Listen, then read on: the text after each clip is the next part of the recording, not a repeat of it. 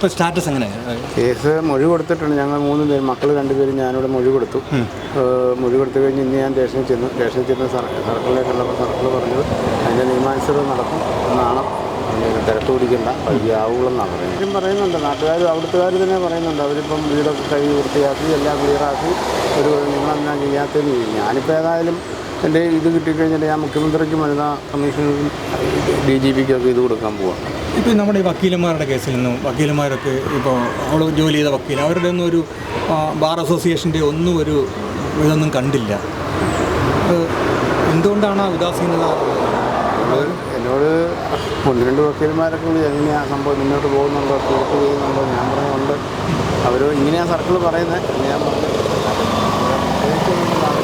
എന്നാണേലും ഇവിടെ ഉണ്ട്, അങ്ങേറ്റം വരെ ഞാൻ വീട്ടിൽ അവർ പറയുന്നത് ഞാൻ 2-3 പ്രാവശ്യം അവളെ കൂട്ടിക്കൊണ്ട് വരാൻ പോയതാണ്. കെട്ടിച്ച് 2 മാസം കഴിഞ്ഞപ്പോൾ എനിക്ക് മനസ്സിലായി അവിടെ ശരിയല്ല. 3 പ്രാവശ്യം ഞാൻ ചെന്നതാണ്. 2 പ്രാവശ്യം, ഒരു പ്രാവശ്യം ഗർഭിണിയായിരുന്നപ്പോൾ അവിടെ പ്രശ്നമായി. ഞാൻ ചെന്നു കൂട്ടിക്കൊണ്ട് പോയി പുള്ളി ജന്മം ചെയ്താൽ പോരിയല്ല. പപ്പ സാരമില്ല, ഞങ്ങൾ കൈകാര്യം ചെയ്തോളാം, പപ്പ എന്നെക്കുറിച്ച് പേടിക്കണ്ട. ഞാൻ രഹസ്യമായിട്ടും അല്ലാതെ എല്ലാം ചോദിക്കും. കൊച്ച് വേറെ നാട്ടിൽ നടക്കുന്നതല്ല, കൊച്ച് ആത്മഹത്യ ഞാൻ ആത്മഹത്യയോ, എനിക്ക് പപ്പായുടെ മുഖമാണ് വരുന്നത് ആത്മഹത്യ വെച്ചാൽ അതുപോലെ കഷ്ടപ്പെട്ടാൽ ഞാൻ വളർത്തിയത് മക്കളെ 3 പേര്. അപ്പോൾ അവർ അങ്ങനെയൊന്നും ചിന്തിക്കാൻ പോലും പറ്റിയല്ലെന്നാണ് പറയുന്നത്. പിന്നെ ഇപ്പം ഞാൻ എങ്ങനെ വിശ്വസിക്കും? ആത്മഹത്യ ചെയ്താൽ അതിനകത്ത് ഭയങ്കര പ്രശ്നം ഉണ്ടാകും. എന്നാണെന്നുള്ളത് കണ്ടുപിടിക്കണം. അതാണ്. അല്ലാതെ അവൾ ആത്മഹത്യ ചെയ്യുമെന്ന് എനിക്ക് ചെയ്തു എന്ന് പറഞ്ഞ് എന്തോ ഒരു ഭയങ്കര നിയമമല്ല, അല്ലാതെ പറ്റിയല്ല. എൻ്റെ കൊച്ചെൻ്റെ ഇത് വെച്ച് പറഞ്ഞിട്ടുണ്ട്. ഒരിക്കലും അവൾക്ക് ആത്മഹത്യ ചെയ്യുന്ന കാര്യമില്ല. അവൾ ആ ഓഫീസ് പറഞ്ഞിട്ട് നല്ല വർക്കുണ്ട്. അവൾക്ക് അടുത്ത ആഴ്ച ഇത് കിട്ടുക, നോട്ടറി 4 ബാങ്കിൻ്റെ ഇപ്പം KSFക്കാർ വിളിച്ചുകൊണ്ടിരിക്കുക. അവരുടെ ഫയലല്ല അതിനകത്ത് അവന്ന് എടുത്തു കൊടുക്കാവുന്ന 3-4 ബാങ്കിൻ്റെ ഇതുണ്ട് നോട്ടറി. അവൾ പൈസ സാമ്പത്തിക നിരക്കിയില്ല, വീട്ടിലെ പ്രശ്നങ്ങളാണ്. അത് അവൾ പറയുന്നത് പപ്പ അവിടെ വന്ന് വഴക്കുണ്ടാക്കി കഴിഞ്ഞാൽ തന്നെയല്ല. ഞാനൊരു ലോയറാണ്. ഞാൻ കുടുംബ കോടതിയിൽ ഇങ്ങനെ കൗൺസിലിംഗ് ഒക്കെ നടത്തുന്നതാണ്. ആരെങ്കിലും ഞാൻ കോടതി കയറി നിൽക്കുമ്പോൾ നിങ്ങളുടെ ഫാമിലി എങ്ങനെയുണ്ടെന്ന് അതുകൊണ്ട് ഒരിക്കലും ഞാൻ ഡൈവേഴ്സിങ് ചെയ്യില്ല. ചേട്ടായുടെ സ്വഭാവം മാറും അതിനുവേണ്ടി പ്രാർത്ഥിക്കുമായിരുന്നു. ഇവരുടെ ഇന്നലെ നിളയെന്ന് പറഞ്ഞ പെണ്ണ് കൂടെ സ്കൂൾ പഠിച്ച ആളാണ്. അവർ ഒന്നിച്ച് മംഗലാപുരത്ത് പഠിച്ചതാണ്. 10-15-16 വർഷമായിട്ട് അവർ ഒന്നിച്ച് ജോലി. പുള്ളിക്കാരി തിരുവനന്തപുരത്ത് സെറ്റിലാണ്.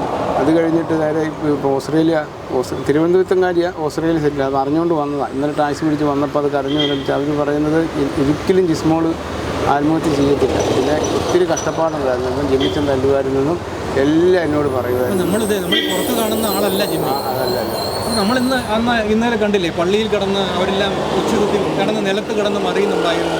അപ്പോൾ അപ്പോൾ അവർക്ക് സ്നേഹമില്ലെന്ന് എങ്ങനെ നമ്മൾ പറയാൻ പറ്റും? ഞാൻ അത് കണ്ടില്ല. അത് ആൾക്കാർ പറയുന്നത് ആക്ടിങ് ആണെന്ന് പറയുന്നത്. എനിക്ക് ബോധം ക്ഷയിച്ചു പോയി. ഞങ്ങളെ കണ്ടു. നിങ്ങളവിടെ കരഞ്ഞ് അടുത്തിരിപ്പുണ്ടായിരുന്നു. കാരണം നിങ്ങളെക്കാട്ടിലും ഇപ്പം ഈ ഇതൊക്കെ അഭിനയമാണെന്നുള്ളത് ആൾക്കാർ പറയുന്നുണ്ട് കൃത്യമായിട്ട്.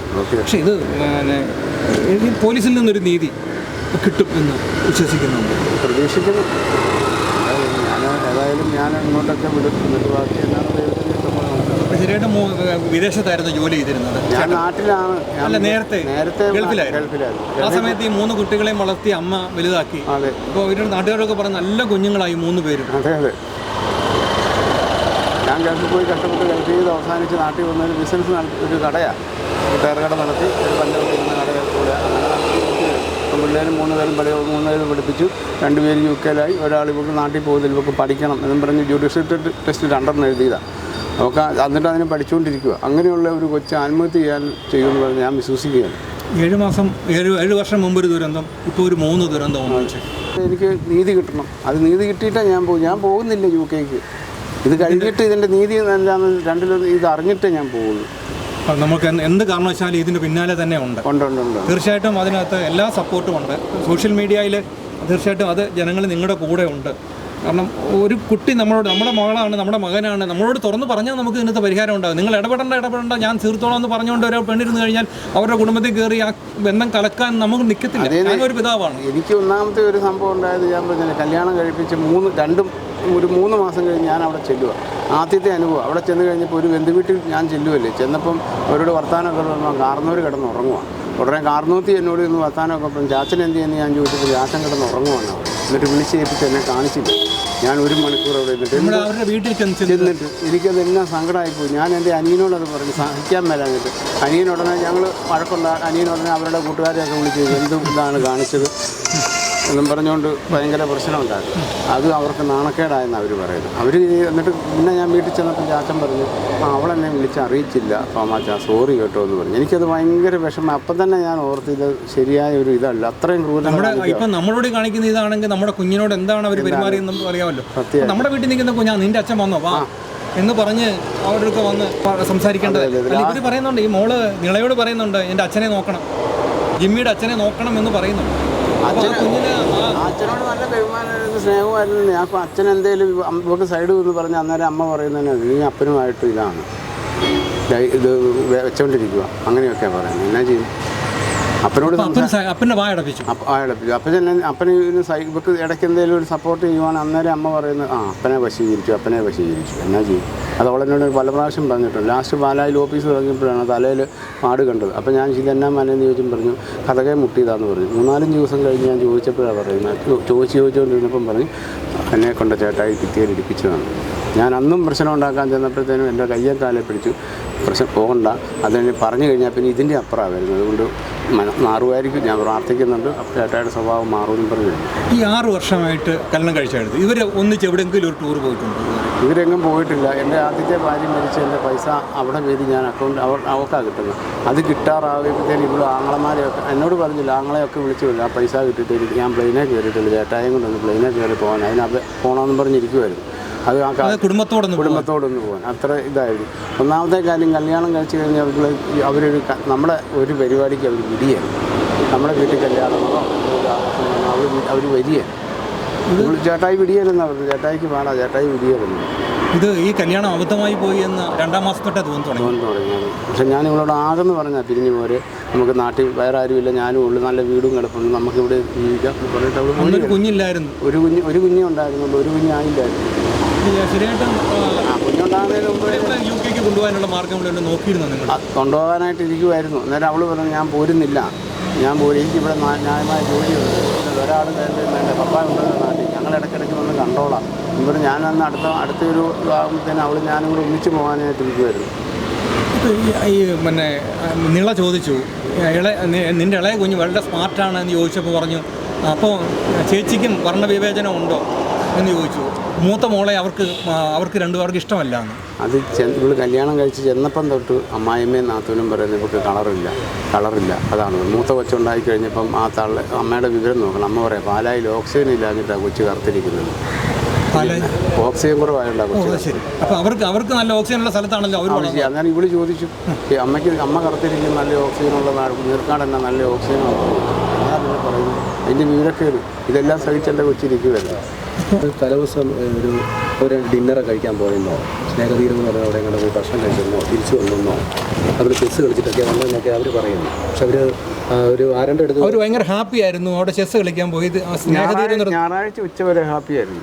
ഞായറാഴ്ച കഴിഞ്ഞ് ഇവിടെ ഫോണെ വിളിച്ചിട്ട് ആര് വിളിച്ചിട്ടും കിട്ടുന്നു. ഇവിടെ ഞായറാഴ്ച ഒരു വോയിസ് മെസ്സേജ് ഇട്ടിട്ടുണ്ട് UK-ലുള്ള എൻ്റെ ചെറുക്കന്. ഞങ്ങൾ രാമപുരത്തൊരു കല്യാണത്തിന് പോയി, നല്ല എൻജോയ് ആയിരുന്നു, ഞങ്ങളെല്ലാവരും ഇതായിരുന്നു, നിങ്ങളൊക്കെ എന്നെ അടുക്കുന്നു, സുഖമാണോ എന്ന് പറഞ്ഞാൽ ആ വോയിസ് മെസ്സേജ് ഉണ്ട്. ഞാനത് പോലീസുകാരെ കേൾപ്പിച്ചു.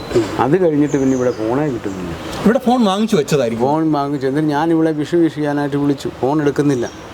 UK-ന്ന് ഞാൻ UK-ക്ക് പോയിട്ട് 15 ദിവസമേ ആയുള്ളൂ.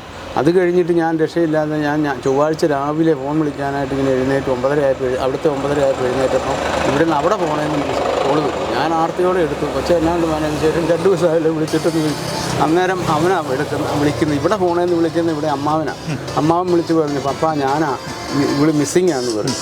കൊച്ചു മിസ്സിങ്ങാ, ഈ സ്മോളും പിള്ളേരും മിസ്സിങ്ങാ, അവിടെ എങ്ങാനും വന്നോന്ന് എന്നോട് ചോദിച്ചു. ഞാൻ UK വന്നു. ഞാൻ ചോദിച്ചത് തന്നെ ഇങ്ങനെ ചോദിക്കുന്നത്, ഞാൻ ഇവിടെയല്ലേ, ഞാനൊരു കാര്യം ചെയ്യാൻ നാട്ടിൽ അന്വേഷിക്കട്ടെ എന്ന് പറഞ്ഞു. ഞാൻ നാട്ടിൽ എൻ്റെ അനിയന്മാരെയും ചേട്ടന്മാരെയും എല്ലാം വിളിച്ച് അന്വേഷിച്ച് വീട്ടിൽ ചെന്ന് നോക്കുമ്പോഴത്തേനും അവിടെയൊന്നുമില്ല. പെട്ടെന്ന് ഞാൻ പിന്നെയും വിളിച്ചു.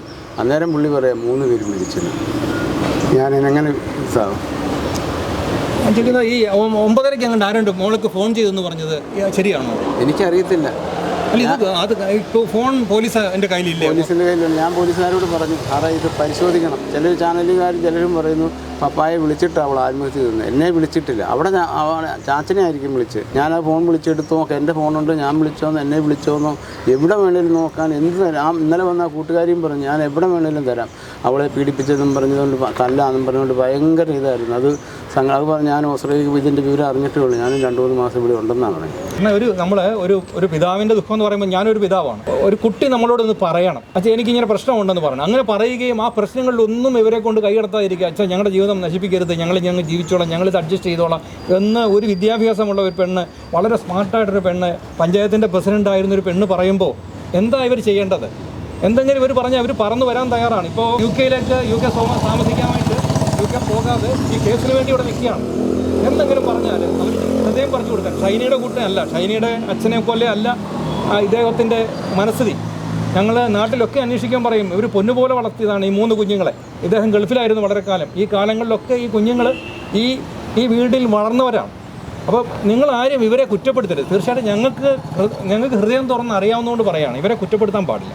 അത് നമുക്ക് ഭയങ്കര ദൈവദോഷം ഉണ്ടാകും. കാരണം നമ്മുടെ പ്രായപൂർത്തിയായ കുട്ടി, 32 വയസ്സായ ഒരു കുട്ടി, LLB പാസ്സായ ഒരു കുട്ടി, ആ കുട്ടിക്ക് ഒരു പ്രശ്നം നേരിട്ടാൽ ആ കുട്ടി നേരിടാൻ പ്രാപ്തയാണ് എന്ന് വിചാരിച്ചു.